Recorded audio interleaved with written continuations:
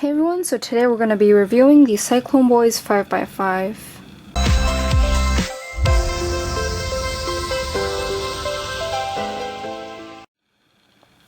Now the Cyclone Boys 5x5 is a relatively large cube. It's definitely bigger than the Moyu 5x5s, but surprisingly it's about a millimeter bigger than the Shengshou. But because it's a more beveled cube, you really don't notice it too much. And when 3x3 stage comes, you have to just have accuracy, and with someone like me with moderately small hands, I'm able to control it pretty well. You just have to get used to the turning, and it'll come to you with ease. But overall, the feeling is somewhat of a mix between a Shengshou and the Huachuang. The Shengshou is kind of crispy and crunchy, yet it's very fast. And the Huachuang is really smooth and really light feeling. And so the Cyclone Boys 5x5 is kind of like a mix between both the Shengshou and the Huachuang. It's very gliding, it's really fast, and you can hear that it's very, very smooth. There are no bumps at all, but there's a slight hint of crispiness. And so, personally, I feel like it's the Weilong of 5x5s in the sense that it's somewhat unstable because it's so fast and somewhat uncontrollable that when you tighten it, it compromises the corner cutting. And so you can't really get it at your own controllable speed that you're comfortable with without affecting the corner cutting and making it worse.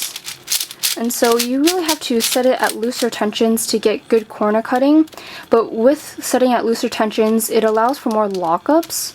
And so I've tightened it pretty loosely, and so the corner cutting is good, but I'm able to get more locking, kind of like these. And so sometimes I find that they're harder to fix than on the Shengshou. And so it really just depends on your turning style and your accuracy that you won't as frequently get these kind of major lockups. If you have a lighter turning and you have better accuracy, then you won't get them as often. But just be aware that you may have to adjust your turning style depending on the settings of your cube. Now, the only real major design flaw that I found was with the center caps and center pieces. You can see with the center cap, the lip that helps you take off the center cap, it's pretty far down into the mechanism, and so it creates a more painstaking process to just take all the caps off in order to just tension your cube. And once you actually get into the screws, these screw heads actually don't accept regular cross heads, and so what I had to do was take a small flathead and angle it diagonally in order to even turn it. But even once you turn it, the metal that the screw uses is pretty malleable, and so you can see my screws are actually starting to strip a little bit. And so I don't really recommend playing around with the tension on your cube all too much and not as frequently, because you don't want to end up stripping your screw and not be able to tension your cube at all.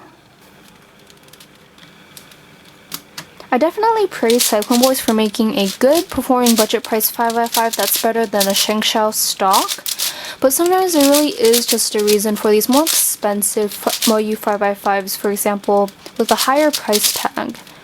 And so the lower quality is definitely a reflection on the lower price tag, and a shorter lifespan is one given because of the lower quality products and poor materials put into this cube. And although the performance itself is very comparable to that of higher end 5x5s, there are just a few flaws that make it not too suitable for speed solving, such as the bigger size, the instability issues, and it being more prone to lockups and catching. But overall, depending on your situation, I would recommend getting this 5x5. If you already have a 5x5 that you like and is your main and you absolutely love, such as a fully modded Shengshou or a Moyu, then there really is no need for you to purchase this cube. But if you're getting your first 5x5 or you're wanting to get into the event, then the Cyclone Boys 5x5 is definitely one good 5x5 to start off with, and it's definitely better than a stock Shengshou.